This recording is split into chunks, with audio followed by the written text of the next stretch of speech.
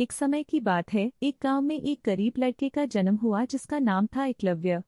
वह लड़का अपने माता पिता के साथ गांव के पास के जंगल में रहता था। एकलव्य बहुत उत्साही और चतुराई से भरा हुआ था। वह अपने गुरुकुल के लिए बहुत उत्साहित था और बड़ा होकर महान धनुर्विद्या का ज्ञान प्राप्त करना चाहता था।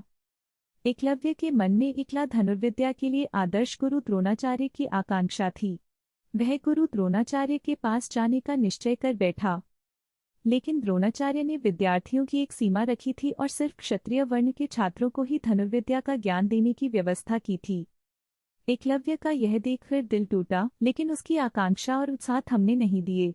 वह द्रोणाचार्य के विद्यालय के पास के जंगल में गया और अपनी शिक्षा के लिए खुद को समर्पित कर दिया। एक दिन एकलव्य को अपने गुरु की आवाज सुनाई दी। वह चुपके से आवाज के पीछे चला गया और देखा कि द्रोणाचार्य अपने प्रिय छात्र अर्जुन को धनुर्विद्या का उपदेश दे रहे थे।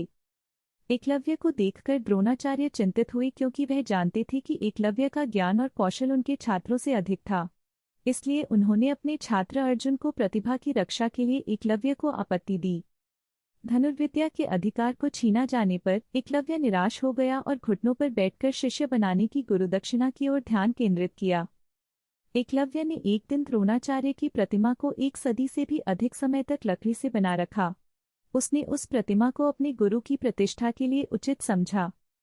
एकलव्य की समर्पण भरी प्रतिष्ठा देखकर द्रोणाचार्य चिंतित हो गए और उन्होंने एकलव्य को गुरुमंत्र और धनुर्विद्या की वरदान दिया। इससे पूरी दुनिया में एकलव्य धनुर्विद्या के श्रेष्ठ शिक्षार्थी बन गया। यह कहानी हमें यह सिखाती है कि अगर हम अपनी प्रतिभा का समर्पण करते हैं तो हम जिस क्षेत्र में भी उच्चतम मान्यता प्राप्त कर सकते हैं। एकलव्य की इस कथा से हमें यह संदेश मिलता है कि संघर्षों के बावजूद समर्पण और मेहनत हमेशा सफलता की ओर ले जाती है।